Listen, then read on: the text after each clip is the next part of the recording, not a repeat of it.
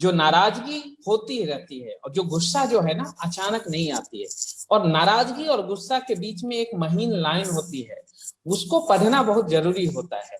जब आप नाराज होते हैं ना किसी से, तो फिर आप कहते हैं कि ठीक है, उनकी बातों ये बात मुझे ठीक नहीं लगी, या उनकी कोई ऐसी एक्टिविटी हमें ठीक नहीं लगी, लेकिन इसका मतलब ये नहीं है कि हम उन्हें छोड़ दें। लेकिन जब नाराजगी हो जाती है और जब गुस्सा हो जाता है, तब आपके पास विकल्प नहीं होता है, या फिर हम तब ब्रेकअप आप पे आ जाते हैं।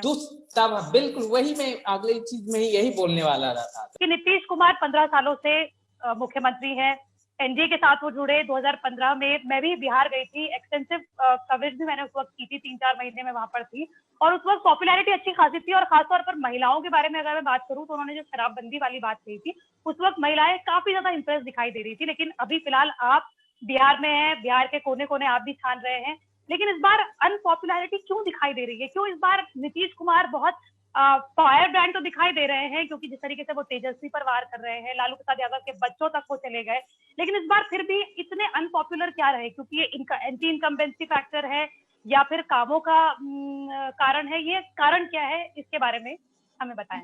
थोड़ी बहुत नाराजगी होती है तो 19-20 होते रहता है कि ठीक है, लड़ लेंगे झगड़ लेंगे, लेकिन फिर उन्हीं से प्यार करेंगे, फिर उन्हीं को दुलार करेंगे। लेकिन जब एकदम से गुस्सा आ जाए, और वो गुस्सा किसी छोटे मोटे बातों पे नहीं होती है, फिर वो गुस्सा बड़ी बातों पे होती है, जो कि फिर बिलगाव के लिए विवश कर देता है लोगों को कि नहीं, अब कोई विकल्प नहीं है, अब कोई उपाय नहीं है, और हमें इसके बियॉन्ड का एक रास्ता देखना पड़ेगा। तो सीधी तौर पे नीतीश जी के प्रति नाराजगी की शुरुआत और पहले हो चुकी थी, इस बार गुस्सा दिख रहा है, ठीक है। और हर बार आप लोग कहते हैं कि अच्छा गुस्सा है तो क्या ऐसे रॉटेड हो जाएंगे उनकी पार्टी या उनका गठबंधन। तो एक जो सोशल रिलेशन है और जो इलेक्टोरल आउटकम है, जो नेता की पॉपुलैरिटी है और जो इलेक्टोरल आउटकम है ना, उसमें बहुत बार कई और चीजें अहम मुद्दा रखती है। तो इसीलिए तुरंत में वो एनालिसिस कर देना और उस कंक्लूजन पे आ जाना हमेशा डिफिकल्ट होता है। लेकिन नीतीश जी के प्रति जो नाराजगी थी, इसकी शुरुआत पहले हो चुकी थी। और ये मैं ऐसा कह रहा हूं कि क्यों, देखिए 1990 के बाद बिहार की राजनीति में एक बड़ी करवट ली थी। बड़ी करवट ये है कि 1990 से अभी तक अपर कास्ट का कोई सीएम नहीं बना। आप ओबीसी का डोमिनेंस रहा, और जो तीन मुख्यमंत्री रही, हालांकि राबड़ी देवी को लालू यादव जी के ही कंसर्न में काउंट करें तो 2 मुख्यमंत्री जो रहे हैं, और जीतन मांझी भी को थोड़ा देर के लिए अंतराल के लीजिए, तो वो बैकवर्ड कास्ट से रहे, मतलब कि ओबीसी में, और फिर जीतन राम मांझी वहां दलित से। तो राजनीति जो पोस्ट प्री 90s थी और पोस्ट 90s थी, उसमें जमीन आसमान का अमूलचूल परिवर्तन हुआ है। और वो जो परिवर्तन इतना स्ट्रांग है कि कोई एक मेजर पार्टी, चाहे जो एक इंक्लूसिव, जो एक नेशनलिस्टिक, या जो कहे कि अपर कास्ट के जो एक हक, अपर कास्ट के बात मिलाने वाली जो राजनीति होती है, वो बिहार के राजनीति में अभी कोई एक पार्टी नहीं कर पाई, जिनको एक मुश्त बहुमत मिल जाए उस तरीके से। तो आप देखेंगे कि गठबंधन की राजनीति यहाँ पे चलती आ रही है। तो नीतीश जी जब 2005 में आए थे, तो उसका एक बड़ा रोष ये था कि जो 1990 में जो एक सामाजिक, जिसको लालू यादव कहते हैं सामाजिक क्रांति हुई, कुछ एनालिस्ट भी कहते हैं, और क्रांति हुई हो या नहीं हुई, लेकिन एक बात है कि एक बड़े तबके को, जो पिछड़ा तबका था, जो डाउन ट्रोडन सेक्शन था, उसको एक सामाजिक उद्धार हुआ, उसका एमेंसिपेशन हुआ, उसको एम्पावरमेंट मिला। लेकिन जो एम्पावरमेंट है ना, उसका एक स्टेप होता है। फर्स्ट स्टेप उसका सामाजिक सोशल एम्पावरमेंट है, सेकंड स्टेप उसका पॉलिटिकल इंगेजमेंट है, पॉलिटिकल एम्पावरमेंट, जहां पे आप पॉलिटिकली उनको इंगेज करते हैं, उनको मोटिवेट करते हैं, उनको एक करेज, विश्वास देते हैं कि आप बराबर हैं, आपके हक बराबर हैं, और आप भी अपने लिए या समाज के लिए कुछ अलग करने अगर आपके जहन में है तो वो कर सकते हैं।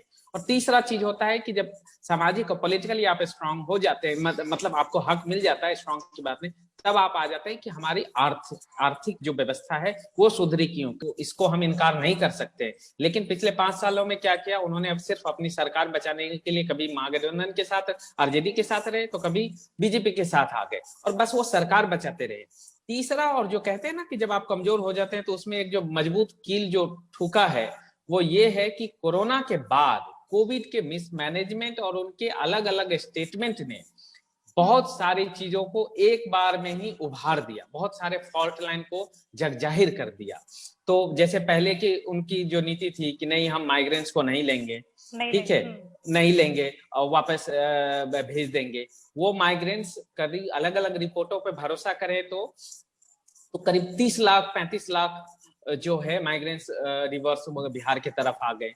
फिर उसके बाद सरकार ने कोशिश किया उनको एकोमोडेट करने का, उनको डायरेक्ट कैश ट्रांसफर के थ्रू पैसे भी दिए, और क्योंकि अब इतनी बड़ी आबादी आ गई तो इसको इग्नोर तो आप कर नहीं सकते हैं। सबसे बड़ी बात यह है कि माइग्रेंट्स का जिक्र इसलिए जरूरी है यहाँ पे कि वो बिहार में 38 जिले में से 16 ऐसे जिले हैं जहां पे 5% से ज्यादा मेल वर्किंग पॉपुलेशन जो है वो इंटर स्टेट माइग्रेंट्स है। कहने का मतलब ये है कि अगर उस गांव में 100 पुरुष जो काम के लायक हो, सिर्फ पुरुष नहीं, सिर्फ काम के लायक हो, मैं बुजुर्ग और बच्चे को निकाल दे रहा हूँ, महिलाओं को निकाल दे रहा हूँ, तो पुरुष वो 5% से ऊपर, कहीं 7%, कहीं 10%, कहीं 12-11% भी है। जैसे पश्चिमी चंपारण वगैरह में आप चले जाइए तो डबल डिजिट का फिगर है वो सब चीजें। तो वो सब बिहार के बाहर जाते हैं काम करने के लिए। तो इसका मतलब है कि यहाँ रोजगार नहीं है या बेहतर सुविधा नहीं है, और वो सब चीज जो इतनी बड़ी संख्या में आए तो वो एक्सपोज हो गया, एक तरीके से कन्वर्सेशन फिर से शुरू हो गया। और फिर उसके बाद बाढ़ आ गए, तो एक के बाद एक ऐसी घटनाएं हो गई जिसमें जो नीतीश जी के प्रति थोड़ी सी अनकंफर्ट थी उसको गुस्से में कन्वर्ट कर दिया। और इस इलेक्शंस में आप चाहे किसको कितना सीट मिल रहा है, किसको कितना वोट मिल रहा है, वो चीज छोड़ दीजिए, तो आप किसी भी रिपोर्टर, किसी भी जर्नलिस्ट, किसी भी एकेडमिशियन, किसी भी रिसर्चर की अगर कोई भी आप एनालिसिस अगर आपको पढ़ने को, देखने को, सुनने को मिल रहा है, तो उसमें एक चीज कॉमन है कि नीतीश कुमार जी से लोग काफी नाराज हैं। जो नाराजगी होती रहती है और जो गुस्सा जो है ना अचानक नहीं आती है, और नाराजगी और गुस्सा के बीच में एक महीन लाइन होती है, उसको पढ़ना बहुत जरूरी होता है।